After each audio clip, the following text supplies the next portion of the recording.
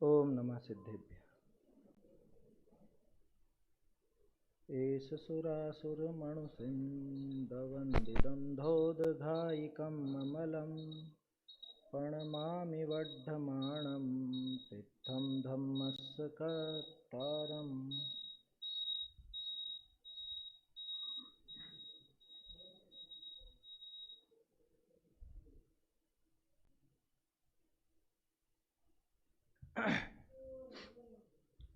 प्रवचन सार परमागम है और इस पर अपनी चर्चा प्रारंभ होनी है। कल अपन ने बात की थी कि प्रवचन सार जी का एक सामान्य परिचय कैसा क्या है, प्रवचन सार जी में विशेषताएं क्या हैं, किस वजह से प्रवचन सार जी अन्य परमागमों से कुछ अलग ही अपने को नज़र आता है। सिर्फ अपने को नज़र नहीं आता बल्कि पूरी दुनिया इसको क्यों अलग से हाईलाइट करती है। अगर जैनेतर लोगों की बात करें तो उनकी नज़र में प्रवचन सार जी सबसे आगे दिखता है। उनकी नज़र में समय सार जी, नियम सार जी इसका महत्व नहीं, क्योंकि उनको अध्यात्म का महत्व नहीं है। लेकिन इसका यह अर्थ नहीं कि इसमें अध्यात्म नहीं है। बात यह है कि इसकी जो शैली है प्रतिपादन की, वो अध्यात्म को दर्शन के साथ मिलाकर के प्रस्तुत करने की है। कल अपन ने इस पर विस्तार से चर्चा की थी कि कैसे दर्शन शास्त्र का इससे ही उद्भव हुआ है। दुनिया भर में जो कुछ भी फिलोसॉफी या दर्शन शास्त्र देखा जाता है वो सब इसी की वजह से देखा जाता है, या यूं कहें कि इससे ही अपने को दर्शन शास्त्र मिला है। वो सामान्य चर्चा अपन ने कल की थी, विषय का परिचय भी अपन ने देखा था।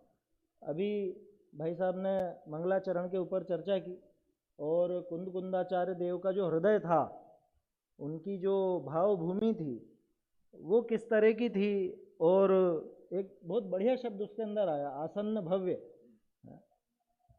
कोई आसन्न भव्य। बात चल रही थी कि कोई क्यों लिखा, ये भी बात चल रही थी ना कि कोई क्यों लिखा, नाम लिख देता। वो तो खैर बात है ही सही कि सम्मान सूचक, मतलब जिनके लिए सम्मान हो उनका नाम नहीं लिया जाता। कुंदकुंदाचार्य देव का नाम भी कुंद थोड़े ना था। क्या नाम था? पद्मनंदी नाम था। असली नाम तो अपन लेते ही नहीं है कभी भी, वो जगह के नाम से ही उनको जानते हैं। ये हमारी एक सम्मान की जो प्रवृत्ति है वो है। खैर वो तो कोई आसन्न भव्य। मुझे तो उसमें ऐसा भाव आया कि आचार्य देव सिर्फ कुंदकुंदाचार्य देव के लिए नहीं कहना चाहते, वो कहना चाहते हैं कि हम सब आसन्न भव्य, क्योंकि कोई सर्वनाम है ना, और सर्वनाम माने सबके लिए लगे। तो जो सबके लिए लगे तो सब में तो हम भी शामिल है ना, तो हमारे लिए भी वो बात लगेगी। तो कौन आसन्न भव्य? हम, मैं। और ये प्रयोग ऐसे ही नहीं है कि मन से ही हो, इसके 2-3 प्रमाण मैं आपको दे सकता हूँ। उन्होंने कहा ना अमृत चंद्राचार्य ने कि ये मोक्ष मार्ग के प्रणेता हम खड़े हैं, हम खड़े हैं। उन्होंने कहा, खुद ने प्रस्तुत किया खुद को कि भाई तुम क्यों घबराते हो, तुम क्यों इस काम को असंभव समझते हो। बहुत से लोग प्रश्न करते हैं उनको सम्यक दर्शन हो गया होगा क्या, वो भावलिंगी होंगे क्या, क्या इस काल में भी ऐसा हो सकता है क्या? अरे तुमको इसमें शंका क्यों होती है? वो खुद को प्रस्तुत करते हुए कह रहे हैं कि ये लो प्रमाण, ये मैं खड़ा हूं, मोक्ष मार्ग का प्रणेता ये मैं खड़ा हूं। ये अमृत चंद्राचार्य देव कहते हैं। कुंदकुंदाचार्य देव स्वयं को तो क्या मतलब, वो ज्ञान ज्ञेय वगैरह सारी व्यवस्था हमारे माध्यम से ही दिखाते हैं। हमें हमारा स्वरूप वो ये कह करके दिखाते हैं कि हम भी ऐसे ही हैं जैसे तुम हो, और तुम वैसे ही हो जैसे हम हैं। बल्कि हमारी तुम्हारी क्या बात कहें, साक्षात अरहंत देव वैसे हैं कि जैसे हम। वो सारी बात समानता की है, और ये समानता देखना ये दर्शन के बुते ही हो सकता है, इसलिए वो दार्शनिक शैली में पूरा वर्णन किया गया। खैर वो सारी चर्चा आएगी, है ना। भाई साहब ने भी मंगलाचरण की बात तो कर ही ली है। अब इसके बाद अपने को बात प्रारंभ करनी है। मेरा जो विषय है वो है 53वीं गाथा से लेकर के 92वें गाथा तक, माने सुख अधिकार और शुभ भाव अधिकार। वैसे यूँ देखो तो विषय टूटता है, लेकिन अब क्या करो, ये तो मजबूरी, अपनी एक व्यवस्था है। भाई साहब 52 गाथा तक लेंगे और वो ज्ञान अधिकार की बात आएगी उसके अंदर, शुद्धोपयोग अधिकार और ज्ञान अधिकार, ये दोनों उसमें शामिल होंगे, है ना। 13 से 20 और 21 से 52, ये उसमें शामिल होंगे। और ज्ञान अधिकार के बाद ही सुख अधिकार। कल अपन ने चर्चा की थी कि ज्ञान के बिना सुख नहीं, सुख के बिना ज्ञान नहीं। ये जैन दर्शन की मौलिक विशेषता है। पूरी दुनिया जो ज्ञान की बात करती है वो कोरे शुष्क ज्ञान की बात करती है। वो ज्ञान की मीमांसा जो चलती है उनकी, जैसे अन्य मतों में आप देखोगे, चाहे सांख्य, योग, वेदांत, वैशेषिक वगैरह, नैयायिक वगैरह, वो सब, उनमें वो ज्ञान के साथ सुख का कोई संबंध नहीं दिखाया। जैन दर्शन इकलौता दर्शन है जो ज्ञान के साथ सुख की बात करता है। कल शाम को भी अपन ने चर्चा की थी थोड़ी सी, है ना, कि ज्ञान और सुख इनका तो जोड़ा है क्या, जहाँ ज्ञान वहाँ सुख।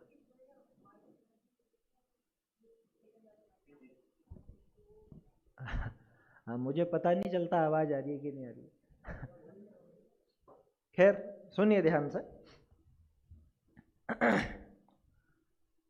क्या कह रहा था मैं, ज्ञान और सुख इनका जोड़ा है। ज्ञान अधिकार समाप्त होता है, वहां सुख अधिकार प्रारंभ होता है।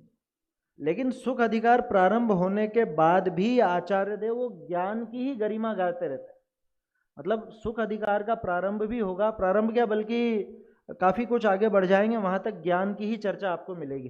तो 53वीं गाथा अपन देखेंगे, उसके पहले मुझे एक ऐसा भाव आया, 51 और 52 जो है ना, जैसे आचार्य देव ग्रंथ का तो पूरा एक ही मंगलाचरण करते हैं, लेकिन ये जो सुख अधिकार है इसका मंगलाचरण 51वीं गाथा में लगता है।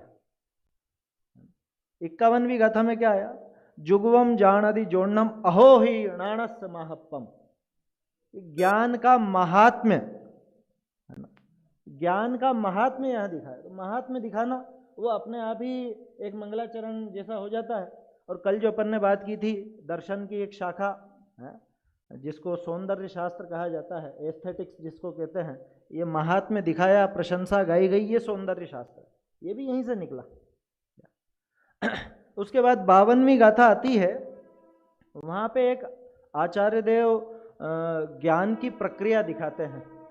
देखो हालांकि मेरा विषय तो 53 से चालू होता है, लेकिन चूंकि 80वीं गाथा भी मेरे विषय में आएगी और ये ज्ञान से जुड़ा हुआ ही सुख का वर्णन है, इसलिए मैं आप लोगों से निवेदन करूंगा कि 29, 32 और ये 52, ये 3 गाथाएं खास तौर पर आप देखिएगा। मतलब जो कुछ थोड़ा बहुत मेरा अभ्यास है उस आधार पर मुझको ऐसा लगता है कि 80वीं गाथा के बीज इन 3 गाथाओं में है, 29, 32 और 52। आप लोग अगर इनको गौर से देखेंगे तो आपको समझ में आएगा क्यों आचार्य देव हमें और अरहंत देव को समान दिखाते। इन गाथाओं में ये चीज निकल करके आती है। युगल जी बाबूजी के लेख आपने पढ़े होंगे, ज्ञान स्वभाव ज्ञेय स्वभाव वाले, है ना, वो जो चैतन्य की चहल पहल छोटी सी पुस्तक है ना, एटम बम है वो भी, क्या है, छोटी सी लेकिन काम वैसा ही है। तो उसके अंदर उन्होंने ये चीज ली है ना, डायरेक्ट तो इस गाथा को नहीं लिया, लेकिन उसका भाव ये निकल के आता है कि ज्ञान उस वो जो अन्य वस्तु भाई जानने में नहीं आती, ये जो सिद्ध करते हैं ना, वो इन्हीं के आधार पर करते हैं कि क्या ज्ञान उस रूप परिणमित हो गया, क्या ज्ञान ने उस ज्ञेय से कुछ लिया है, कि क्या ज्ञान उस ज्ञेय से पैदा हुआ है, तो फिर क्या ज्ञान और ज्ञेय का संबंध है, ज्ञान और ज्ञेय का संबंध क्या है फिर। तो ऐसे ही यहाँ पे 52वीं गाथा में है कि जो हालांकि केवल ज्ञानी की बात है कि वो न तो उस रूप परिणमित होते हैं, न उसको ग्रहण करते हैं, न उससे उत्पन्न होते हैं, जानन नविते आदा, उसको जानते हुए भी अबंध गो तेण पण्णत्तो। और ये सिर्फ केवल ज्ञानी के ज्ञान की व्यवस्था नहीं है, ये हमारे ज्ञान की भी व्यवस्था यही है, यही व्यवस्था हमारे ज्ञान की भी है। इसी आधार पर समता यानी कि समानता 80वीं गाथा में आएगी। और वो जो ज्ञेय तत्व प्रज्ञापन के अंदर 145वीं गाथा से 200 तक शायद वही है ना, तो उसके अंदर जो ज्ञान ज्ञेय विभाग बताया, ज्ञान और ज्ञेय का विभाग, वो भी इसी आधार से सिद्ध होगा। तो ज्ञान ज्ञेय का विभाग यानी कि उनकी विभिन्नता, उनकी भिन्नता, ज्ञान और ज्ञेय का जगत को संबंध नजर आता है, लेकिन वास्तव में क्या संबंध है, विभाग बताएंगे आचार्य देव वहां पे। तो वो सारा वर्णन करके फिर अपना ये विषय सुख अधिकार का प्रारंभ होता है 53वीं गाथा का, है ना। वो थोड़ा सा एक भूमिका के लिए अपन ने 51-52 की बात की है, वो तो विस्तार से भाई साहब लेंगे ही सही। अब देखिए ये जो ज्ञान है, ये ज्ञान अभी जो अपन ने गाथा देखी, न तो परद्रव्य से पैदा हो रहा है, न परद्रव्य से कुछ ले रहा है, न परद्रव्य रूप परिणमित हो रहा है। तो इसमें क्या दम है? इसमें बहुत बड़ी बात है। परद्रव्य कौन? परद्रव्य कौन? कोई भी, XYZ कोई भी हो सकता। सारे के सारे परद्रव्य अजीव हैं या जीव भी हैं? देखो, द्रव्य की अपेक्षा से बात करूंगा तो आप जीव और अजीव दोनों कह सकते हैं, लेकिन जब मैं कहूं कि परद्रव्य कौन सा तत्व है, परद्रव्य में भले जीव भी हो, जैसे मेरे लिए आप सब जीव तो बैठे हो, आप जीव तो हो, लेकिन तत्व की तरफ से जब मैं देखूंगा तो अच्छा, केवल ज्ञानी भगवान। अभी ये गुरुदेव के 80वीं गाथा पे प्रवचन चल रहे थे ना, उसमें शुरू में एक बात ली थी उन्होंने कि परद्रव्य है, परद्रव्य के द्रव्य गुण पर्याय को जानने से क्या लाभ, ऐसी बात चल रही थी उसमें, है ना। परद्रव्य तो है वो, तो परद्रव्य है। अब मैं थोड़ी सी आगे बढ़ के बात कह रहा हूं कि अरहंत देव भी हमारे लिए कौन से तत्व है। बहुत से लोगों को इसमें बड़ी खलबली होती है क्या कि इनको अजीव तत्व क्यों कहते हो। अरे भैया, अजीव तत्व कहा है, अजीव द्रव्य नहीं कहा है। द्रव्य और तत्व में अंतर समझो। क्या तत्व, जीव तत्व तो दुनिया में एक ही है। क्या जीव तत्व तो दुनिया में एक ही है, वो कौन? मैं, है ना। सभी मैं ही बोलना, है ना। मतलब मेरे लिए तो देखो मैं ही हूं, बाकी आप मेरे लिए जीव तत्व नहीं हो, और आपके लिए मैं भी अजीव तत्व की श्रेणी में।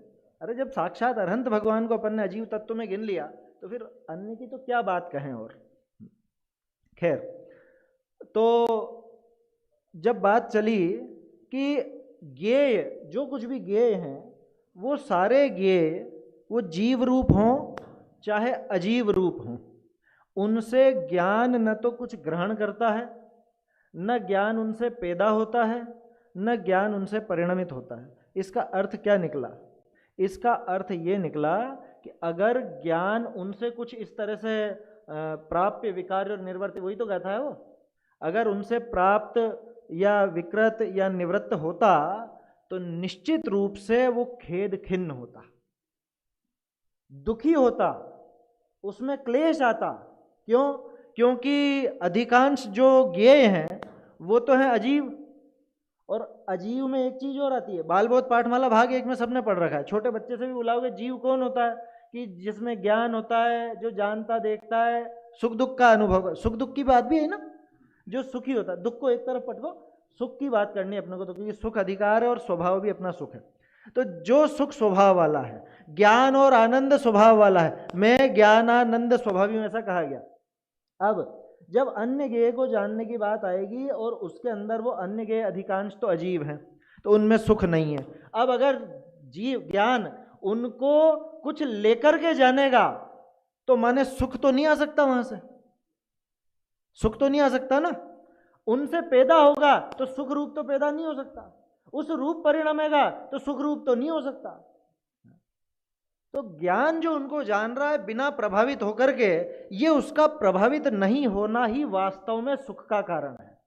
वास्तव में यही ज्ञान और सुख के जोड़ी को मिलाता है आपस में।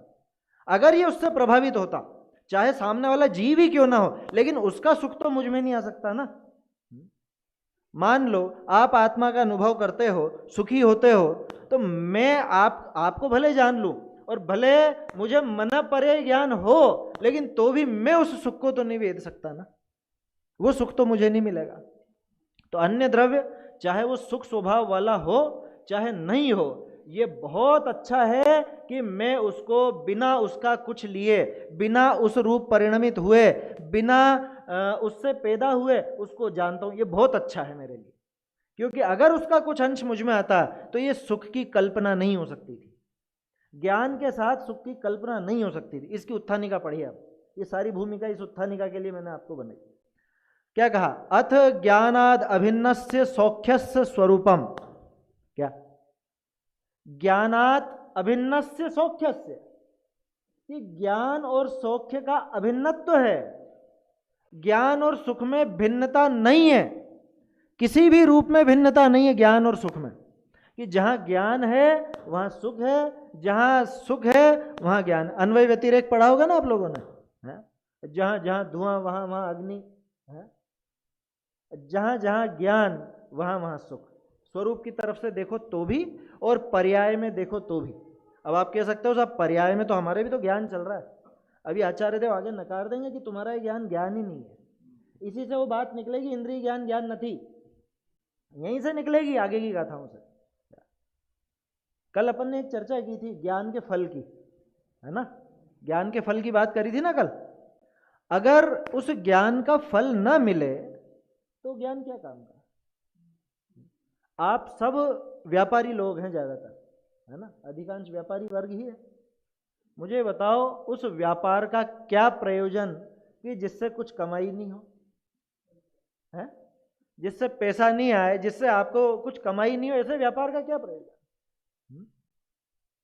तो ऐसे ही उस ज्ञान का क्या फल, मतलब वो ज्ञान कैसा ज्ञान कि जिसके फल में सुख की प्राप्ति ना हो। जो ज्ञान सुख से सट करके नहीं चले वो ज्ञान किस काम का।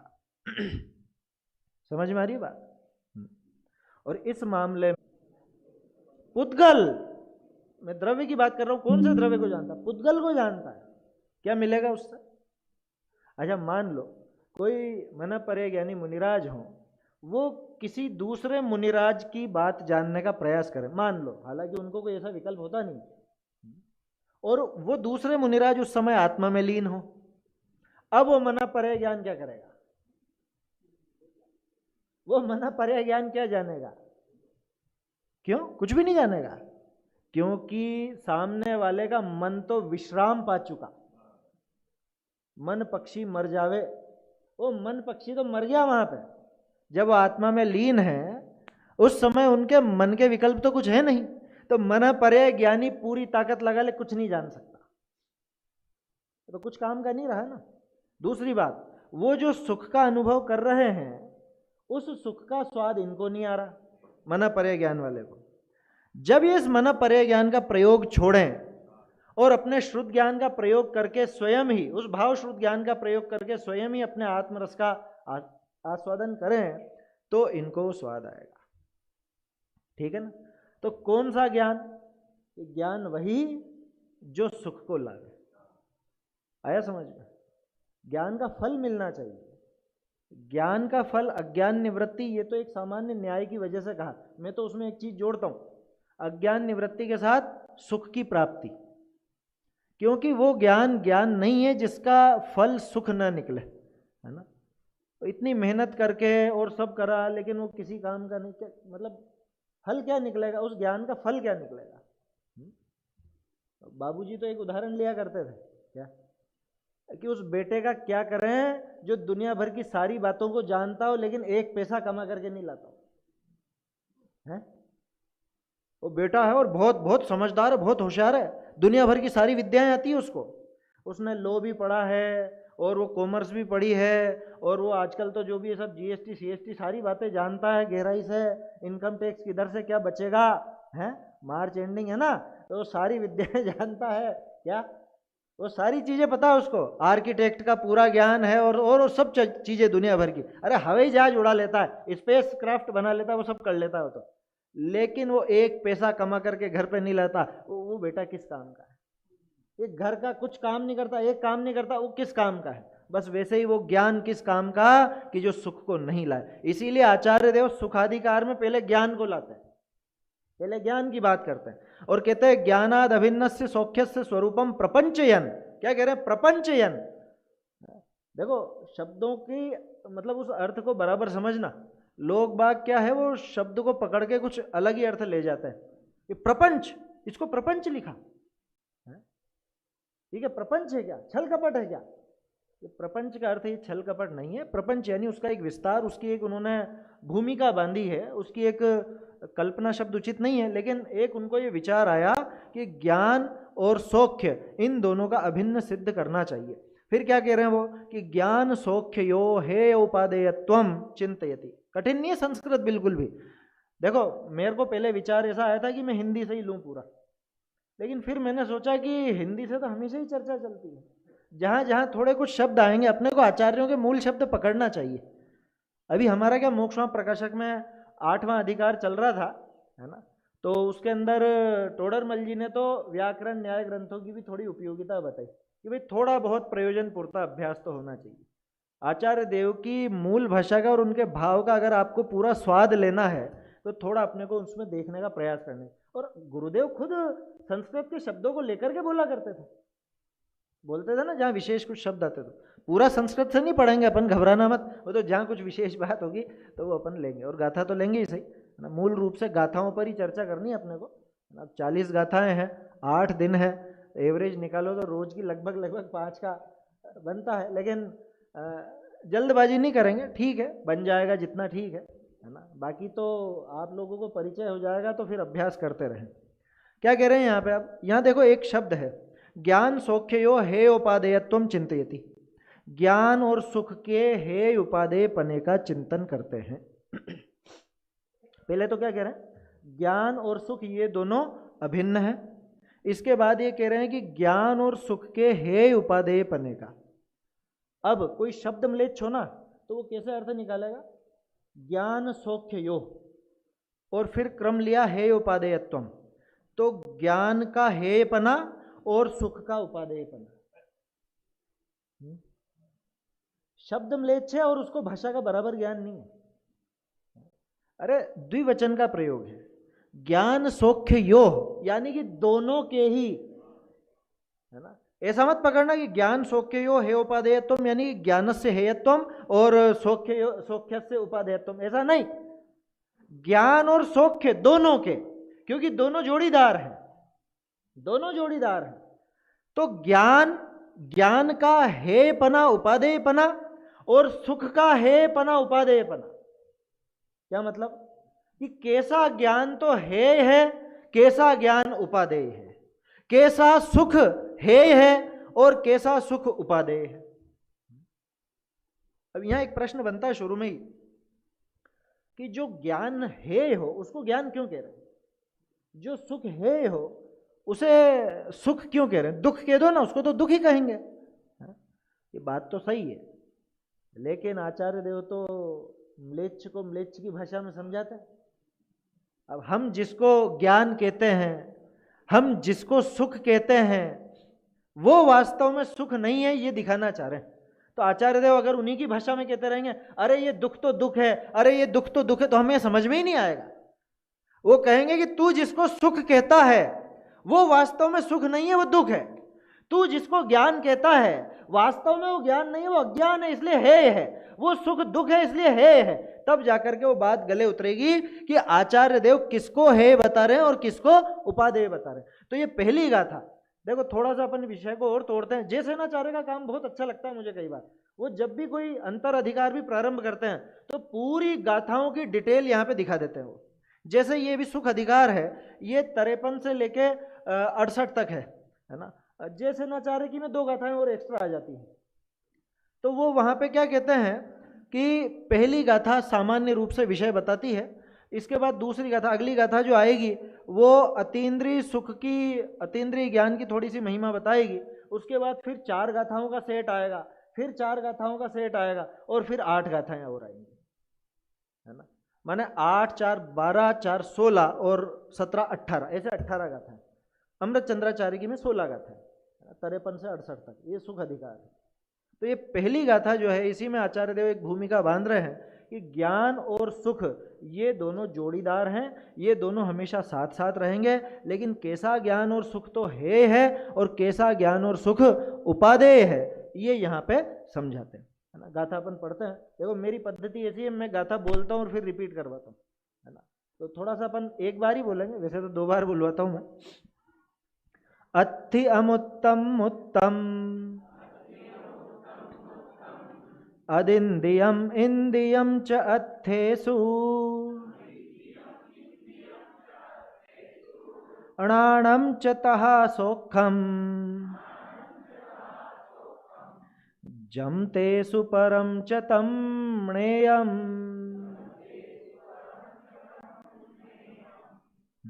क्या कह रहे हैं? अत्थि अमुत्तम मुत्तम। अत्थि माने है ना, अस्ति। अमुत्तम यानी कि अमूर्त है, मुत्तम मूर्त है। अब देखो प्राकृत जो है ना थोड़ी सी फ्लेक्सिबल है भाषा। क्या एक तो एक ही शब्द के लिए अलग अलग प्रयोग भी आपको मिल जाएंगे। जैसे आत्मा के लिए आपको आधा भी मिलेगा, अप्पा भी मिलेगा, अत्ता भी मिलेगा, है ना, ऐसे अलग अलग शब्द मिल जाते हैं। उसी तरह से एक ही शब्द अलग अलग रूप में भी आ जाता है। जैसे अमुक्त को क्या कहेंगे? अमुक्त के लिए भी अमुक्त ही आएगा और अमूर्त के लिए भी अमुक्त ही आएगा। प्राकृत में दोनों आएंगे। अब अपने को अर्थ कैसे निकालना कि यहाँ पे अमुक्त और मुक्त वाली बात ही नहीं है, क्योंकि ये दोनों बातें दोनों पर लागू करेंगे, है ना। दोनों बातें दोनों पर, अमुक्त और मुक्त। अमुक्त माने हम संसारी जीव और मुक्त माने सिद्ध भगवान। अब फिर अगर ऐसा अमुक्त और मुक्त वाला अर्थ अपन लेते तो फिर अरहंत भगवान में वो समस्या खड़ी हो जाती। क्या अरहंत भगवान में कौन सा सुख और कौन सा ज्ञान लोगे? तो इसलिए यहां पे अमुक्त और मुक्त नहीं लेना, अपने को लेना अमूर्त और मूर्त। अच्छा, बहुत गजब की बात है ये। अपन अध्यात्म के आवेग में यूं कह देते हैं कि ज्ञान कोई मूर्तिक थोड़ी ना होता है, सुख कोई मूर्तिक थोड़ी ना होता है। अब कोई यहां पे कहे कि आचार्य देव कह रहे हैं, भैया आचार्य देव क्या कह रहे हैं? अति अमुत्तम मुत्तम, कि अमूर्त भी है मूर्त भी है। क्या? तो आचार्य देव ज्ञान को मूर्त भी कह रहे हैं, सुख को मूर्त भी कह रहे हैं। व्यवहार से, क्या व्यवहार से? भाई किसी का निषेध करना है तो पहले स्थापना तो करनी पड़ेगी ना, है? उसका आगे चल के जो निषेध करेंगे, तो अगर स्थापना ही नहीं हो, उसका नाम ही नहीं लिया जाए, तो निषेध कैसे करेंगे? इसलिए आचार्य देव पहले यहां पर वो बात कहते हैं, हमारे लिए कहते हैं, क्योंकि हमारे दिमाग में वो बात चलती है। अति अमुत्तम मुत्तम, कि अमूर्त भी है मूर्त भी है। अदिंदियम इंदियम, अतीन्द्रिय भी है इंद्रिय भी है। च अर्थेषु, अर्थों में, अर्थ यानी पदार्थों में, पदार्थों में इंद्रिय अतीन्द्रिय मूर्त अमूर्त दोनों प्रकार का है। कौन? णाणम, ज्ञान। ज्ञान अमूर्तिक भी है, ज्ञान मूर्तिक भी है। ज्ञान अतीन्द्रिय भी है, ज्ञान इंद्रिय भी है। च तहा सौख्यम, और सौख्य भी, कि सुख भी अतीन्द्रिय भी है इंद्रिय भी है। आचार्य देव इंद्रिय जन्य सुख बता रहे हैं कि हाँ हाँ बता रहे हैं, मत चिंता करो, क्योंकि तुम कहते हो इसलिए, है तुम इंद्रिय सुख करते हो ना, इसलिए आचार्य देव को लिखना पड़ रहा है। उनकी कोई मंशा नहीं है सुख को इंद्रिय जन्य बताने की, लेकिन निषेध कैसे करें? नाम तो लेना पड़ेगा ना। यूं थोड़े कि वो नहीं है, अब कौन नहीं है, तो कहना पड़ेगा इंद्रिय सुख जिसको तुम सुख समझते हो वो सुख नहीं है। तो पहले ये बताना पड़ेगा कि इंद्रिय नाम का एक सुख भी है, इंद्रिय जन्य अतीन्द्रिय सुख दोनों प्रकार के सुख भी हैं। अब आगे जो उन्होंने बात कही है वो है खास, तो जम तेसु परम, तेसु परम, उनमें जो पर हो, पर माने पराया नहीं, वो अर्थ नहीं लेना। पर यानी परम, परम। सिद्ध चक्र विधान में सिद्धों के बहुत सारे नाम आए हैं, अभिधा, अखिधा, सुपरा, सुपरा भी आता है, सुपरा, सुपर, इंग्लिश में भी सुपर होता है ना। इंग्लिश के सुपर और संस्कृत के सुपर में कोई अंतर नहीं है। ये भाषा की गजब की समानता है। पर शब्द परम के लिए होता है, और पर में सु और लग गया तो सुपर, और इंग्लिश में भी वो सुपर का वही अर्थ है जो संस्कृत में सुपर का अर्थ है, परम, श्रेष्ठ, सर्वश्रेष्ठ। आया समझ में? तो अब यहां परम का क्या अर्थ है?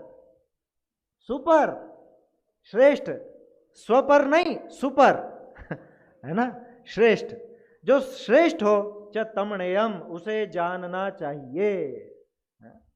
अब जानना चाहिए इतनी बात है या कुछ और भी बात है कि साहब जान लिया, अतीन्द्रिय ज्ञान को भी जान लिया, अतीन्द्रिय सुख को भी जान लिया। आचार्य देव तो देखो इशारा देंगे, क्योंकि कल अपन ने जो बात की थी, ज्ञान वही है जिसका फल भी हो। अज्ञान निवृत्ति के साथ ही हान, उपादान और उपेक्षा, ये तीन चीजें होती हैं, भले थोड़ा सा समय लग जाए उसमें, लेकिन होती है। तो जब आप इसको जानोगे, किसको जानोगे? इंद्रिय ज्ञान को भी जाना, अतीन्द्रिय ज्ञान को भी जाना, है ना। अब इनमें जो श्रेष्ठ है उसको जान करके ग्रहण करेंगे, उसका उपादान होगा। और जो श्रेष्ठ नहीं है, बेकार है, वो इंद्रिय ज्ञान, वो इंद्रिय सुख, उसे छोड़ो, उसका हान होगा। इसलिए आचार्य देव ने ज्ञेय कहा है, लेकिन ज्ञेय के साथ उसका वो फल भी लगाना साथ में, क्या? क्योंकि वो जानना किसी काम का नहीं जिसका फल ना निकले, जिसमें कुछ हान या उपादान ना हो। अरे देखो, टोडरमल जी तो इसको एक दूसरे प्रकरण में इस तरह से लेते हैं कि ये इसकी पद्धति ऐसी, किसकी? हमारी। संसारी जीव कुछ भी जानने जाएगा तो राग द्वेष किए बिना मानेगा नहीं, कुछ भी जानेगा तो ग्रहण करेगा, छोड़ेगा। आए समझ में? तो अब ऐसे ही इंद्रिय ज्ञान अतीन्द्रिय ज्ञान को जाना तो क्या करना कि इंद्रिय ज्ञान को तो छोड़ना, अतीन्द्रिय ज्ञान को प्रकट करना। इंद्रिय सुख अतीन्द्रिय सुख को जाना तो क्या करना कि इंद्रिय सुख है उसका हान हो, और अतीन्द्रिय सुख उपादेय है, उसका उपादान माने ग्रहण हो। समझ में आती है बात? तो जम तेसु परम च तमणेयम, जो श्रेष्ठ है उसको जानना चाहिए और जान करके उसको ग्रहण करना चाहिए, ऐसा है ना? ठीक है, सरल है अर्थ। अन्वयार्थ पढ़ते हैं इसका। पदार्थ संबंधी ज्ञान, अर्थेषु ज्ञानम आया ना, अर्थेषु पदार्थ संबंधी ज्ञान। अब पदार्थ संबंधी ज्ञान माने पदार्थ कौन, तो उसकी व्याख्या चलती है फिर 93वें गाथा से, है ना? माने द्रव्य का क्या स्वरूप है, उत्पाद व्यय द्रव्य युक्तम सत, द्रव्य गुण पर्याय, वो सारी चीज कल भाई साहब बता रहे थे ना, अभय जी भाई साहब, है? तो उसमें उत्पाद व्यय द्रव्य से ज्यादा मुख्य द्रव्य गुण पर्याय, क्योंकि उत्पाद व्यय द्रव्य वो सब पर्याय में घटित हो जाते हैं, तो वाजिब बात है बिल्कुल, तो सब उसमें ही घटित होते हैं। तो उन पदार्थों में पदार्थ संबंधी ज्ञान अमूर्त या मूर्त, अतीन्द्रिय या ऐन्द्रिय होता है। ऐन्द्रिय माने इंद्रियों से, ठीक है ना? और इसी प्रकार अमूर्त या मूर्त, अतीन्द्रिय या ऐन्द्रिय सुख होता है।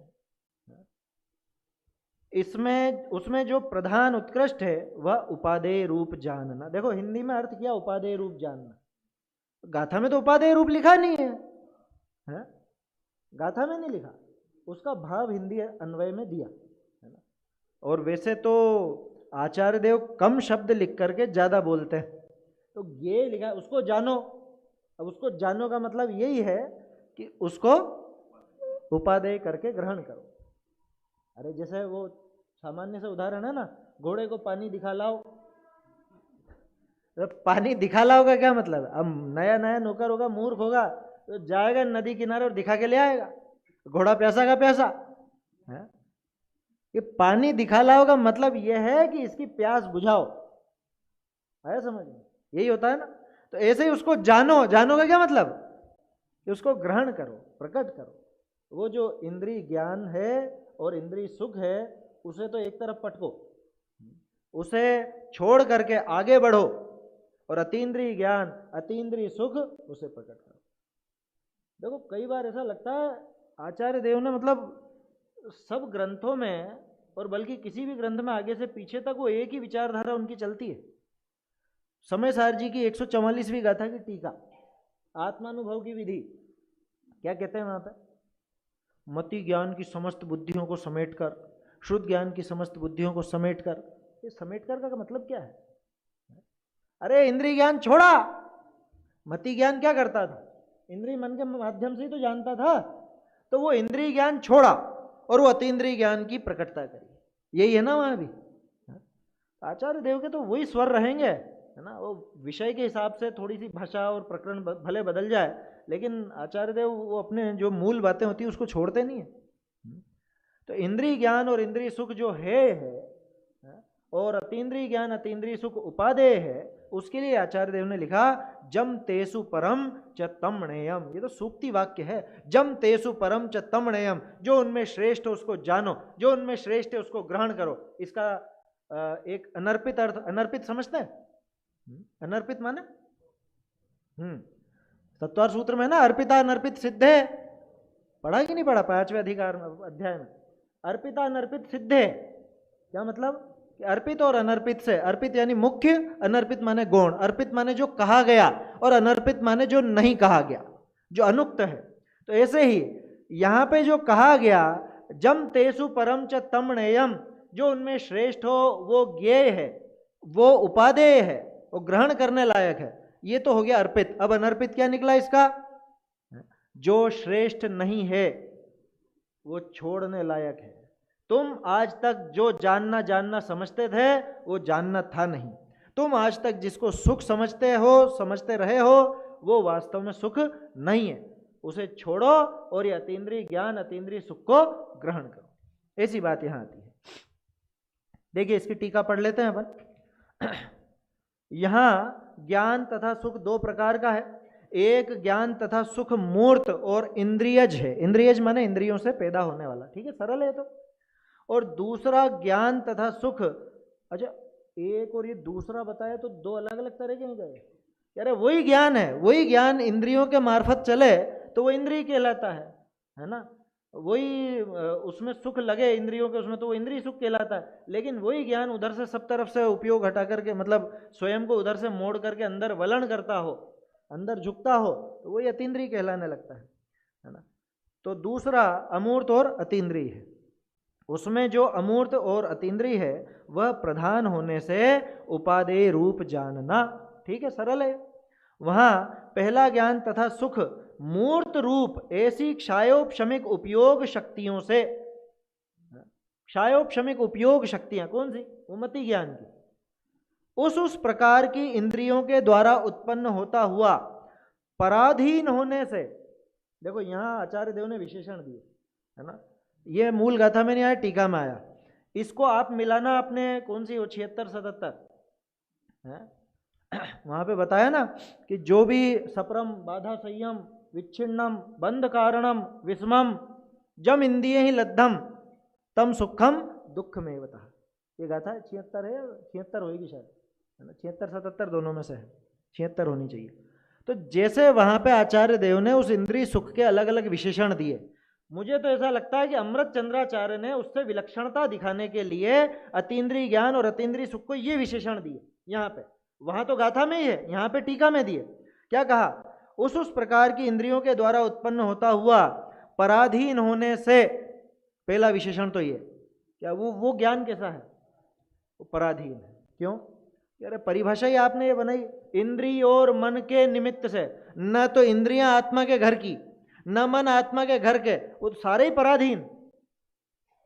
तो पराधीन होने से, अच्छा पराधीन होने की वजह से, पराधीनता हेतु है उसका, पराधीनता विशेषण तो है ही सही, लेकिन पराधीनता में क्या क्या दोष है वो भी देखो। कादाचित, कादाचित माने कभी कभी होने वाला, कदाचित होने वाला, ठीक है, सरल है, कोई कठिन नहीं है ऐसा। कोई शब्द में आपको दिक्कत हो तो पूछ लेना, कोई दिक्कत नहीं, चर्चा ही है अपनी, ऐसा नहीं है बस मैं बोले जाऊंगा। आपको कुछ हो विकल्प तो बोल सकते हो आप। कादाचित यानी कभी कभी होने वाला, क्योंकि मति ज्ञान एक सा नहीं प्रवर्तता, कभी किसको जानता है, कभी किसको जानता है, कभी कितना जानता है, कभी कितना जानता है, ये कादाचित। क्रमशः, क्रमशः प्रवृत्त होने वाला, कि क्रमशः प्रवृत्त होता है, ये दोष है। क्रमशः प्रवृत्त होना ये दोष है? देखो क्रमबद्ध पर्याय ये वस्तु व्यवस्था की गजब की विशेषता है, लेकिन क्रमशः ज्ञान का प्रवृत्त होना ये ज्ञान का दोष है। क्या कहा? वस्तु व्यवस्था में क्रमबद्धता ये उसकी विशेषता है, ये गुण है, लेकिन ज्ञान में क्रमशः होना, ज्ञान क्रमशः होना ये बहुत बड़ा दोष है, ये दोष है। केवल ज्ञान वो अक्रम है, उसमें क्रम नहीं पड़ता, उनको जरूरत नहीं एक एक करके जानने की। मुझे आप सबको जानना है तो इधर से इधर यूं निगाह फेरनी पड़ेगी और एक एक करके देख पाऊंगा सबको। केवल ज्ञानी को यह समस्या नहीं है, आया समझ में? तो क्रमशः होना ये बहुत बड़ा दोष है ना। क्रमशः का मतलब ही यही है कि इसमें ताकत नहीं है, इसमें ताकत नहीं है एक साथ जानने की। क्रमशः प्रवृत्त होना ज्ञान की निर्बलता को सूचित करता है, कमजोरी को सूचित करता है। क्रमशः प्रवृत्त होने वाला, देखो समय तो हो गया अपना। सप्रतिपक्ष, इसको अपन और शाम को चर्चा में ले लेंगे। सप्रतिपक्ष यानी कि कोई विरोधी मौजूद है। सहानि वृद्धि यानी कि घटबढ़ होने वाला है, इसलिए गौण है ऐसा समझकर वह है अर्थात छोड़ने योग्य। कौन सा ज्ञान? इंद्रिय ज्ञान। और उसके साथ में अब चूंकि अपन ने शुरू में एक बात स्थापित कर ली है, ज्ञान और सुख का जोड़ा है, तो जो जो दोष उस ज्ञान में आएंगे वही दोष उस सुख में भी आएंगे। तो इसलिए उस सुख को भी छोड़ने योग्य ही समझना। आगे की चर्चा फिर अपन शाम को देखेंगे।